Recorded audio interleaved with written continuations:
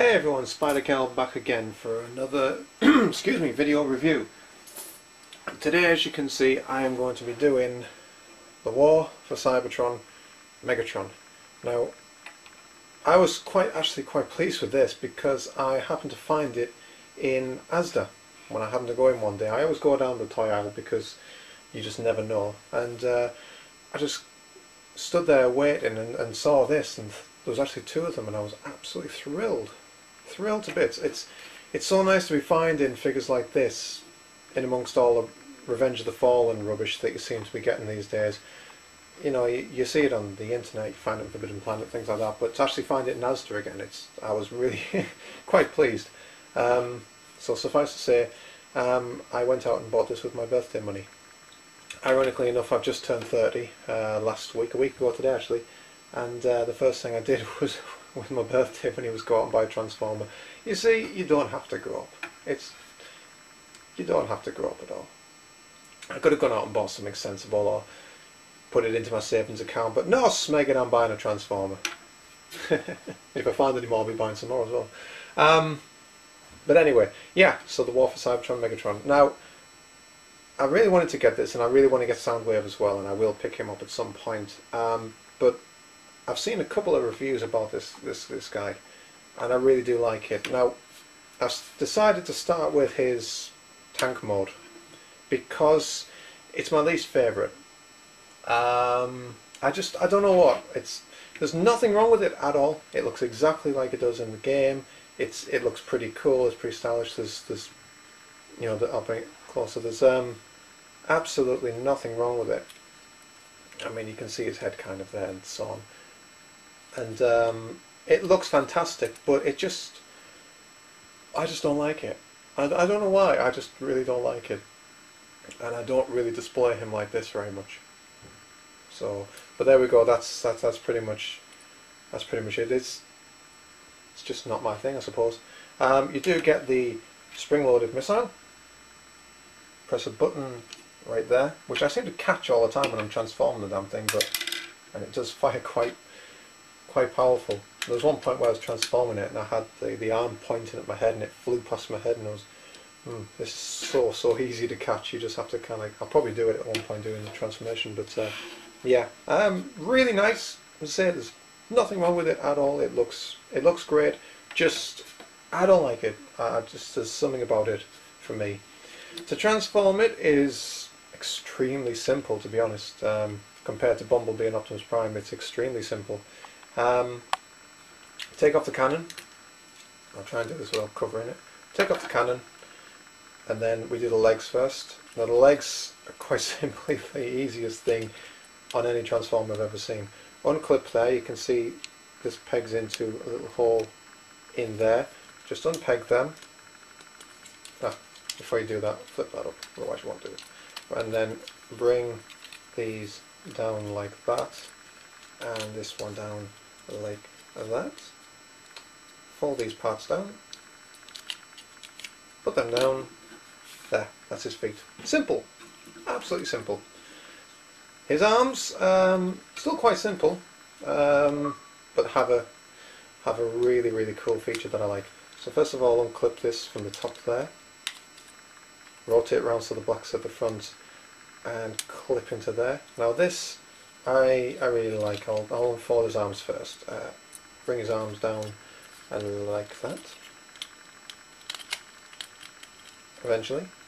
There we go. Now this I really like. In here are both his hands, so you flip that half down like that, and then in here flip that down, and then join them together, and they kind of click together, and that makes his hands. Really cool. I really like that. It's just I've never really seen one where it's done that. I've seen them where it splits the arm in two, but not the hand as well. I just really think that's quite cool. When I was first transforming him and so on, I really enjoyed that. Clip them together, arms down, flip the head up, then take this bottom piece, clip that into there, and there he is. All transformed and ready to go. Obviously cannon as well. Let me just take the missile out before it has my eye out or something. And then stop going away. And then that pegs into there. Now, when I first did this, when I first put the cannon on, I kind of just pressed it, thought it was on, and thought, well, that's a bit rubbish. It just keeps on popping out very easily. Like this, you see, you just... Yeah, I really wasn't pushing it into place properly, and I was quite disappointed with that, until I realised you have to push it till it clicks, and then it stays on there very nicely. And there we go. There is the War for Cybertron Megatron. And I love this. I absolutely love it. I think of all the incarnations of Megatron that have been quite recently, this is definitely one that I love quite a lot. Let me just bring my laptop back up. There we go.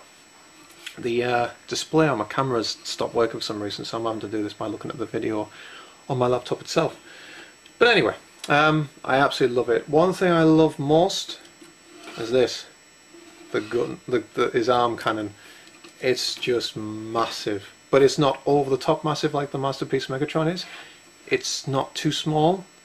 Can't think of an example, but it's not too small. It's like Goldilocks. It's just right. It really is. I mean, it's huge. It's over the top massive cannon on his arm, but it looks just fantastic. Absolutely love it, and still fires. Right, that's gone missing. I don't know what that was daft. I have no idea where that's gone. Right, never mind. Let's go into some of the details as well. Mainly, where have you gone? His head. His head is fantastic. Looks just like G1 Megatron. I love it.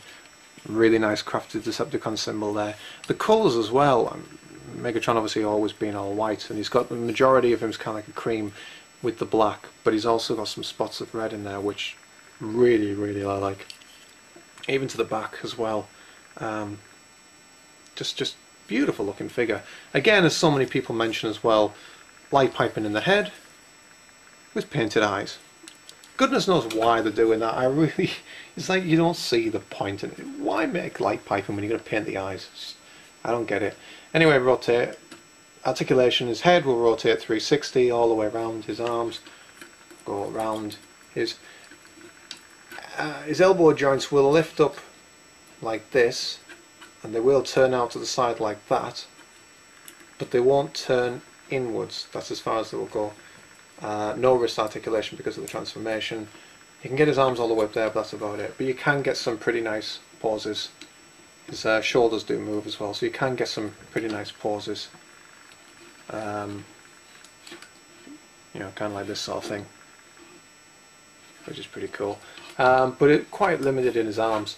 His hips will move out, back and forth. He'll bend at the knee, and his ankle even, is on a ball joint, so you can have him stood in a myriad of... That's actually quite cool. I think I might keep that. In a myriad of different poses. So there we are. As I say, I picked this up from Asda. It was £12, £13, something like that. Highly recommend this. Highly recommend it. I absolutely love it. I can't wait for the Soundwave figure. I saw a review actually where someone was saying they were looking forward to the Soundwave figure, but they weren't as keen as that one as they were for Megatron. They preferred Megatron than they did Soundwave. So that'll be quite interesting, because I'm a huge Soundwave fan, and if Megatron ends up being better than him, I'll be quite surprised. But I highly recommend it. Fantastic figure, really nice, and highly recommend picking it up. So yeah, anyway, hope you enjoyed the review. Take care, have a great day, and I will see you soon.